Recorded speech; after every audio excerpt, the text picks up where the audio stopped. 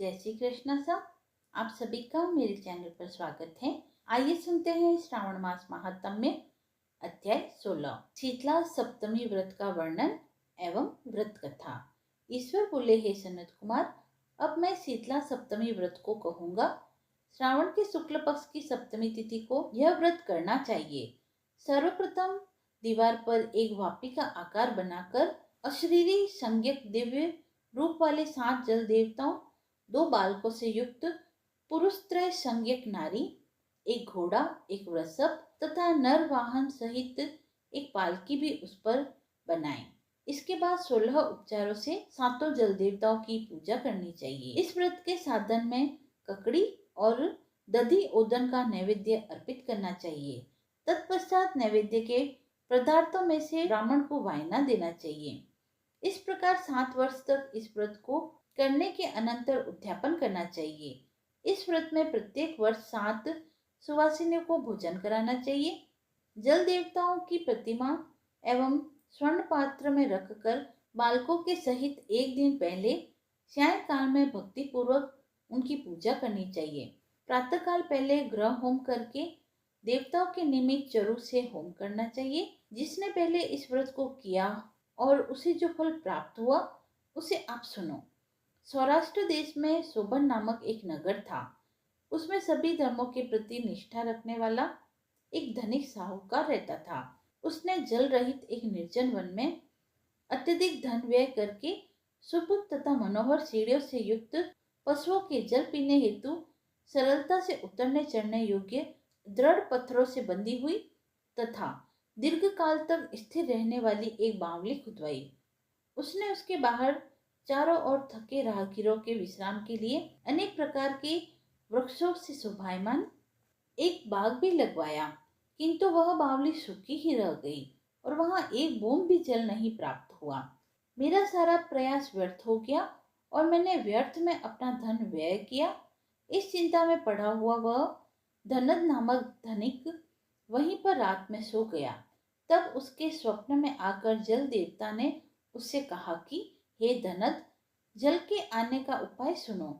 यदि तुम हम लोगों के लिए आदर पूर्वक अपने पौत्र की बलि दोगे तो उसी समय तुम्हारी यह बावली जल से भर जाएगी। यह स्वप्न देख करके घर आकर धनिक ने अपने पुत्र को बताया। द्रविण नामक उसका वह पुत्र भी धर्मपरायण था। वह कहने लगा, सुनिए, आप मुझ जैसे पुत्र के पिता है। यह धर्म का कार्य है, इसमें आपको विचार नहीं करना चाहिए। यह धर्म ही स्थिर रहने वाला है। पुत्र आदि तो नश्वर है, अल्प मूल्य से महान वस्तु प्राप्त हो रही है, अतः यह क्रय अति दुर्लभ है। इसमें लाभ ही लाभ है। शीतांशु और चंडांशु ये 2 मेरे पुत्र हैं। इसमें शीतांशु नामक यह जो ज्येष्ठ पुत्र है उसकी बलि बिना कुछ विचार किए आप प्रदान करें। किंतु हे पिताजी, स्त्रियों को यह रहस्य किसी प्रकार ज्ञात नहीं होना चाहिए। उसमें उपाय यह है कि इस समय मेरी पत्नी गर्भिणी है, उसका प्रसव काल सन्निकट है और प्रसूति के लिए वह अपने पिता के घर जाने वाली है। वह कनिष्ठ पुत्र भी उसके साथ जाएगा। हे तात, उस समय यह कार्य निर्विघ्न रूप से संपन्न हो जाएगा। पुत्र की यह बात सुनकर पिता उस समय बहुत प्रसन्न हुए और बोले, हे पुत्र, तुम धन्य हो और मैं भी धन्य हूँ कि तुम जैसे पुत्र से पुत्रवान हूँ।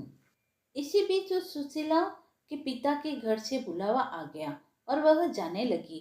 तब उसके ससुर तथा पति ने कहा कि यह ज्येष्ठ पुत्र हम लोगों के पास ही रहेगा, तुम इस छोटे पुत्र को ले जाओ। इस पर उस साध्वी ने पति तथा ससुर के कहने से वैसा ही किया। तत्पश्चात उसके चले जाने पर पिता पुत्र ने उस बालक के शरीर में तेल का लेप करके भली भांति स्नान कराकर सुंदर वस्त्रों और आभूषणों से अलंकृत करके पूर्वाषाढ़ा तथा शतभिषा नक्षत्र में उसे प्रसन्नता पूर्वक बावली के तट पर खड़ा किया और कहा कि बावली के जल देवता इस बालक के बलिदान से प्रसन्न हो।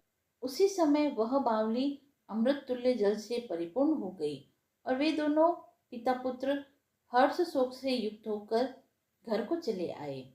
उस सुशीला ने अपने पिता के घर में तीसरा पुत्र उत्पन्न किया और 3 महीने बाद अपने घर जाने के लिए निकल पड़ी।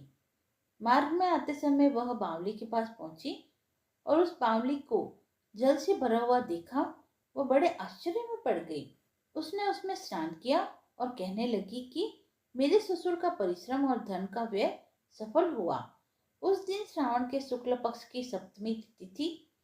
सुशीला का शीतला सप्तमी नामक शुभ व्रत था।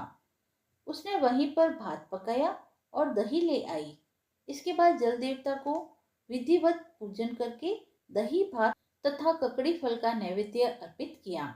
फिर ब्राह्मणों को वायना देकर साथ के लोगों के साथ मिलकर उसी नैवेद्य का भोजन किया। वहां से उसका ग्राम 1 योजन दूरी पर था। तदंतर वह सुंदर पालकी पर आरूढ़ होकर दोनों पुत्रों के साथ वहां से चल पड़ी। तब वे जल देवता परस्पर कहने लगी कि हमें इसका पुत्र जीवित करके प्रदान करना चाहिए, क्योंकि इसने हमारा व्रत किया है और यह उत्तम बुद्धि रखने वाली है। इस व्रत के प्रभाव से इसे नूतन पुत्र देना चाहिए। पहले उत्पन्न हुए इसके पुत्र को यदि हम लोग ग्रहण किए रह गए तब हमारी प्रसन्नता का फल ही क्या।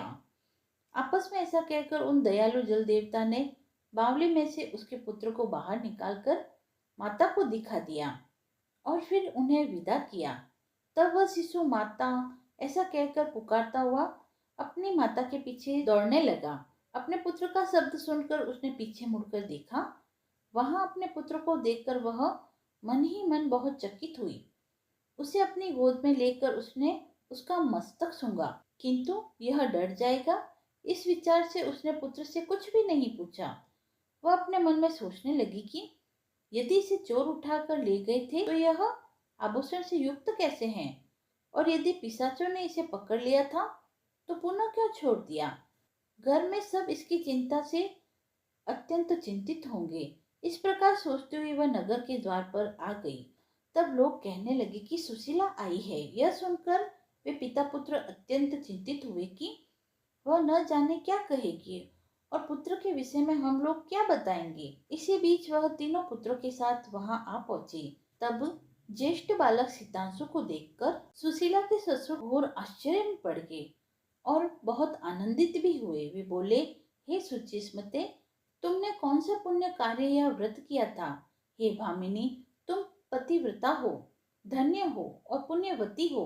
इस शिशु के मृतक हुए तो 2 माह व्यतीत हो चुके हैं और तुमने इसे फिर से प्राप्त कर लिया, तथा वह बावली भी जल से परिपूर्ण हो गई। तुम एक पुत्र के साथ अपने पिता के घर गई थी और 3 पुत्रों के साथ आई हो। हे सुबे, तुमने तो कुल का उद्धार कर दिया। हे सुभानने, मैं तुम्हारी कितनी प्रशंसा करूं। इस प्रकार ससुर ने उसकी प्रशंसा की। पति ने उसे प्रेम पूर्वक देखा तथा सास ने उसे आनंदित किया। तत्पश्चात उसने मार्ग के पुण्य का समस्त वृत्तांत कहा। अंत में उन सभी ने मनोवांछित सुखों का उपभोग करके बहुत आनंद प्राप्त किया। हे वत्स, मैंने इस शीतलाष्टमी व्रत को आपसे कह दिया। इस व्रत में दधियोदन शीतल, ककड़ी का फल, बावली का जल भी शीतल होता है और इसके देवता भी शीतल हैं। अतः शीतला सप्तमी का व्रत करने वाले तीनों प्रकार के तापों के संताप से शीतल हो जाते हैं। इसी कारण यह शीतला सप्तमी नाम वाली है। इति श्री स्कंद पुराणे ईश्वर सनत कुमार संवादे श्रावण मास महात्म्य अध्याय 16 समाप्त हुआ।